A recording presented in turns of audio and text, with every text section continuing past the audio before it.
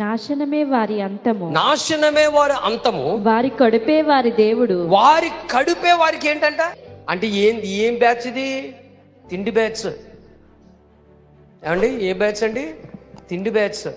ఈ మీటింగ్లో ఏముంటుందిరా? బిర్యానీ ఉంటుందా? ఈ మీటింగ్లో ఏముంటుందిరా? ఏముంటుంది? మటన్ వేసారా?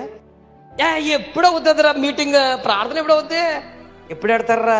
తినేసి 4 ముద్దలు తినేసి వెళ్ళిపోతాం అని తపనే ఉంటుంది. వారి కడిపే వారికి దేవుడు అంటే దేనికి వీళ్ళు తపన ఉందంటే తిండికి. ఉపవాసంతో దేవుని సన్నిధిలో కూర్చుందాం, దేవుని సన్నిధిలో మనస్ఫూర్తిగా ఆనందించుదాం, గడుపుదాం. ఆయన సన్నిధిలో మనము ఏమున్నా లేకపోయినా ఆయన సన్నిధిలో ఉందాం అనేది ఉండదు. ఉజ్జీవం కలిగిన వ్యక్తులకు ఉంటుంది. ఏంటిది తెలుసా? వాళ్ళకి ఆకలితో పని ఉండదు. ఉపవాసముతోనూ కడుపు మార్చుకునైనా సరే వాళ్ళ భారం, వాళ్ళ తపన వేరే ఉంటుంది. తిండికి రాజీ పడిపోయిన వ్యక్తిత్వం.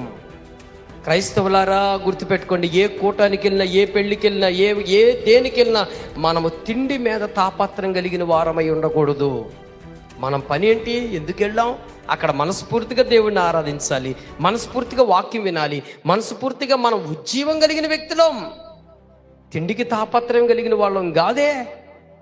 రోమీయులకు రాసిన పత్రిక 14వ అధ్యాయం 17వ వచనం చదువున్నానా? దేవుని రాజ్యము భోజనమును పానమును కాదు గాని నీతియు సమాధానమును పరిశుద్ధాత్మయందలి ఆనందమునై ఉన్నది. భోజనము నిమిత్తము దేవుని పనిని పాడు చేయకుడి. భోజనం కొరకు మీరు దేవుని పని పాడు చేయొద్దు.